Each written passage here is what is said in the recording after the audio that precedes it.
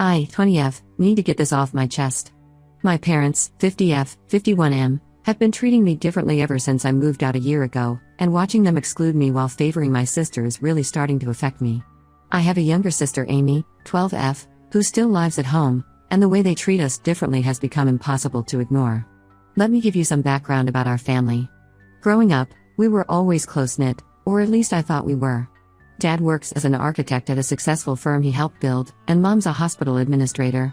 They make good money, well over $200,000 combined annually. We never struggled financially, and they always made sure we had everything we needed and more. I was always the responsible one growing up. I got good grades, never caused trouble, and started working part-time jobs as soon as I turned 16. My parents seemed proud of my independence back then. They'd brag to their friends about how mature and responsible I was. Amy, being 8 years younger, naturally got more attention and care, which I understood. I never resented that because it made sense. She was just a kid. Last year, I landed a corporate job that pays $22.87 an hour. It's not amazing money, but it's enough to live independently, especially since I share an apartment with 2 roommates. I manage all my own expenses, rent, utilities, food, everything. When I decided to move out, my parents actually helped me find an apartment and even helped me move. Everything seemed fine at first. One of our biggest family traditions was taking vacations together. Every year, we'd go on at least 2 big trips. These weren't just regular vacations, they were proper family adventures. We'd go to places like Disney World, Hawaii, or skiing in Colorado. Some of my best childhood memories are from these trips. We'd all plan them together, get excited together, and my parents always covered everything. They said these trips were about family bonding and making memories together. The first sign that things were changing came 3 months after I moved out. I was scrolling through Instagram when I saw Amy's post about their upcoming trip to the Bahamas. There were pictures of her shopping for new swimsuits with Mom, and she was talking about how excited she was for their family vacation. I was confused because nobody had mentioned any vacation to me. When I called Mom to ask about it, her response was so casual it hurt. "Oh, we thought since you moved out and have your own life now, you wouldn't be interested."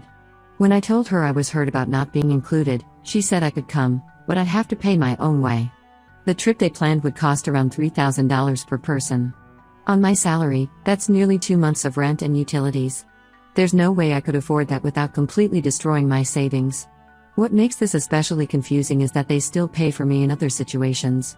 If we go out to dinner as a family, they cover my meal without hesitation. Dad still helps me with groceries, regularly picking up stuff for me when he goes to Costco. They even paid for my portion of our extended family Thanksgiving trip last year when we rented a cabin with my aunts and uncles. But these big family vacations? Suddenly I'm expected to pay thousands of dollars if I want to be included. I tried talking to my parents about how this makes me feel excluded. Dad's response really hurt. He said I needed to understand that I'm an adult now and can't expect them to fund my lifestyle forever. But this isn't about funding my lifestyle, this is about being included in family activities. Mom suggested I could start saving up for future trips, but that would mean no social life and no small luxuries for months, maybe even a year. My roommates think this whole situation is bizarre. Sarah, 21F, still goes on family trips with her parents, and they cover everything. They actually insist on paying because they say family vacations are about spending time together, not about money. My other roommate Jessica, 20F, is in the same boat. Her parents make her join family vacations even though she lives independently. The situation hit a new low last week when Amy called me, excited about their upcoming summer plans. They're planning a 2-week European vacation, something I've always dreamed of doing. When she mentioned the cost, my heart sank. It's even more expensive than the Bahamas trip. What hurts more is that this was something we used to talk about as a family, how one day we'd all go to Europe together. I feel like I'm being erased from the family just because I took steps toward independence. Every time they plan these trips without me, it's like they're saying I'm not really part of the family anymore. The photos they post, the stories they share, it's all about their family adventures, but apparently, I'm no longer part of that family. I've tried explaining to them how much this hurts me, but they just don't seem to get it. Or maybe they do get it and just don't care. Dad keeps saying I'm being dramatic and that this is just part of growing up. Mom suggests I should focus on building my own life instead of worrying about family vacations. But how can I not worry when I see my sister getting everything I'm being denied? I don't want to sound entitled or ungrateful. I appreciate everything my parents have done for me, and I'm proud of being financially independent. But this selective exclusion from family vacations while still being included in everything else feels calculated and hurtful. Am I overreacting? Is this normal parent behavior when kids move out? I could really use some perspective here. Update 1 first, I want to thank everyone who responded to my original post. The support was overwhelming, and many of you shared similar experiences. A lot has happened since then, and what I discovered makes this whole situation even more twisted than I initially thought. Last weekend, I went to my parents' house to pick up some old winter clothes I'd stored in my old closet.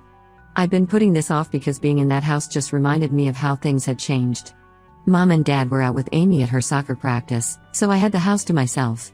While going through my old closet, I found an envelope that had fallen behind some boxes. It was one of those old photo envelopes from when people still printed pictures.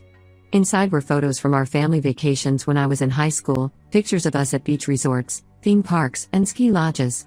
But mixed in with these photos were something else, a stack of old vacation receipts that Mom had kept. At first, I didn't think much of them. Mom always kept receipts from big expenses. But as I looked closer, something caught my eye. The total costs for these trips were nowhere near what they claimed current trips cost. They told me the Bahamas trip would cost $3,000 per person, but looking at these receipts from similar trips we took just 3 years ago, the cost per person never exceeded $1,500. I started digging deeper. I found receipts for hotel stays, flight bookings, activity packages, everything. Even accounting for inflation, the numbers didn't add up. I took photos of all the receipts with my phone, knowing I'd need proof when I confronted them. When my parents got home with Amy, I decided to talk to Mom alone. I showed her the receipts and asked her to explain the huge price difference. Her reaction told me everything I needed to know. First, she got defensive, saying travel costs had increased dramatically. When I pointed out these receipts were from just a few years ago, she changed her story, claiming they were staying at better hotels now and doing more expensive activities. That's when Amy walked in and unknowingly blew up their lies. She was excited about the Bahamas trip and mentioned they were staying at the Coral Cove Resort, the exact same place we stayed at 3 years ago. The same resort that, according to the receipts I found, cost less than half of what they told me. Mom's face went pale. She tried to usher Amy out of the room, but I'd had enough. I demanded the truth. After some back and forth, she finally broke down and admitted they had inflated the trip costs when telling me the price. Their reasoning? They thought if they made it seem impossibly expensive, I wouldn't even try to come. But there was more to the story. Mom revealed that shortly after I moved out, Amy started seeing a therapist for anxiety. The therapist suggested more exclusive parent time would help her adjust to being an only child at home. Instead of being honest about this, they created this elaborate lie about trip costs to keep me away. Dad got home from running errands and joined the conversation. He tried to justify their actions, saying they didn't want to hurt my feelings by telling me they needed alone time with Amy. He thought making it about money would be easier for me to accept. The irony of how much more their lies hurt didn't seem to register with him. The worst part came later when I talked to Amy privately. She told me she'd been asking about me coming on the trips all along. Our parents had been telling her that I was too busy with my new life and didn't want to come. They made me look like I was abandoning the family while simultaneously working to keep me away. My roommates were even more outraged than before when I told them what I discovered. Sarah's parents, who'd heard about the situation, were especially appalled. They invited me to join their family trip to Florida next month, insisting on covering all costs. The contrast between how different families handle adult children is stark and painful. This isn't just about being excluded anymore. It's about deliberate deception and manipulation. They didn't just leave me out, they actively worked to keep me away while making it look like my choice. They lied to me about the costs, lied to Amy about my willingness to come, and created this whole false narrative about me choosing to distance myself from the family. I spent the last 2 weeks feeling guilty about wanting to be included, questioning if I was being entitled or immature. Now I'm just angry. The fact that they went to such lengths to exclude me while pretending it was my choice shows this isn't about money or growing up, it's about something much deeper and more hurtful. Update 2. After my last update, things spiraled in a way I never expected. What started as a vacation issue has revealed a much deeper pattern of deception in my family. A few days ago, my Aunt Lisa, Mom's sister, called me. She was upset and needed to talk about something that happened at our recent family gathering, one I couldn't attend because of work commitments. Apparently, during dinner, the conversation turned to family relationships, and my parents started sharing their version of why I moved out. According to Aunt Lisa, they painted this picture of me as a rebellious daughter who couldn't wait to get away from family. They told everyone I moved out against their wishes, that I was difficult to deal with, and that I wanted nothing to do with family activities. They even suggested that my job was just an excuse to distance myself from them. The reality? When I got my job offer, my parents helped me apartment hunt. Dad even built shelves in my new place. Mom helped me pick out furniture and gave me her old cooking supplies. They seemed proud and supportive then. But now they're completely rewriting history to make themselves look like victims of an ungrateful daughter. What really stunned me was what Aunt Lisa revealed next. She asked if I'd started using my trust fund money yet. I had no idea what she was talking about. Turns out my grandparents had set up trust funds for both me and Amy when we were born. Each fund was meant to help with either college expenses or starting adult life. I was supposed to have access to mine when I turned 18. I'd never heard about this money. Meanwhile, they've been openly discussing Amy's portion at family gatherings, planning how to use it for her future college expenses. When I called my grandparents to ask about this, they were shocked I didn't know. The trust fund contains a significant amount, enough to have made my transition to independent living much easier. When I confronted my parents about hiding this from me, their excuses were infuriating. Mom claimed they were protecting me because I wasn't mature enough to handle money. Dad said they were waiting for the right time to tell me. But here's the kicker, I discovered they've been using my portion of the trust fund to help pay for these elaborate vacations with Amy. They justified it by saying since I moved out and was doing well on my own, the money would be better spent on family activities. When I pointed out that these were activities I was deliberately excluded from, Mom actually said they thought I wouldn't mind since I chose independence over family. My grandparents are livid. They've already contacted their lawyer about the misuse of the trust fund.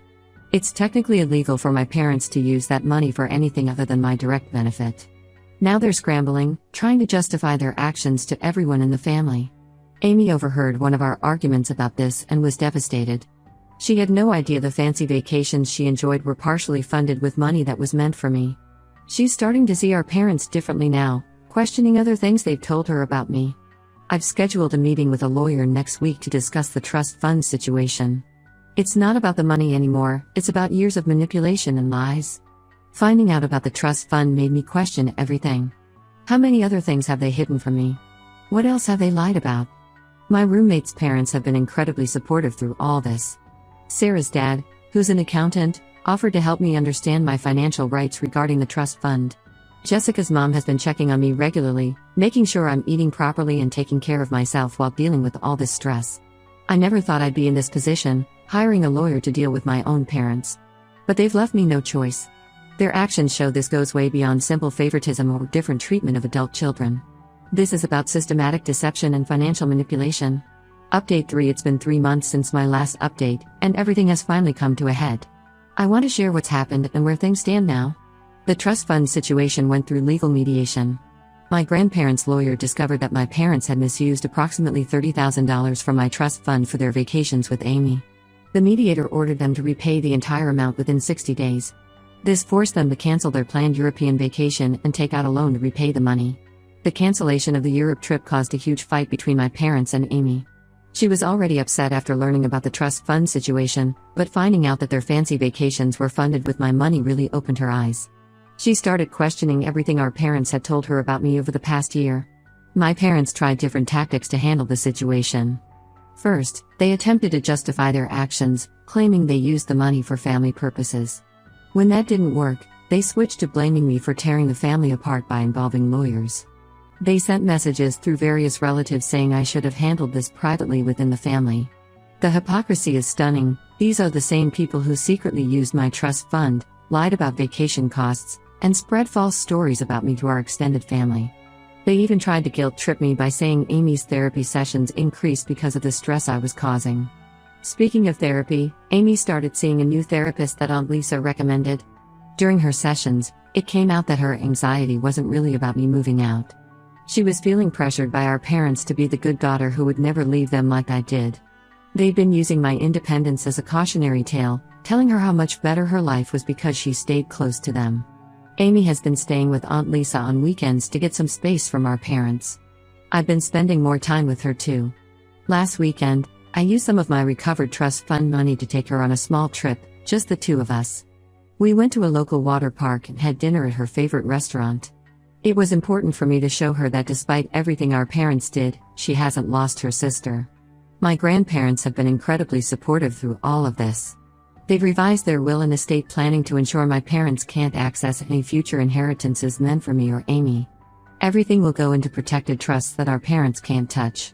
I've decided to go completely no contact with my parents. I blocked their numbers and social media accounts. The trust fund money has been transferred to an account only I can access.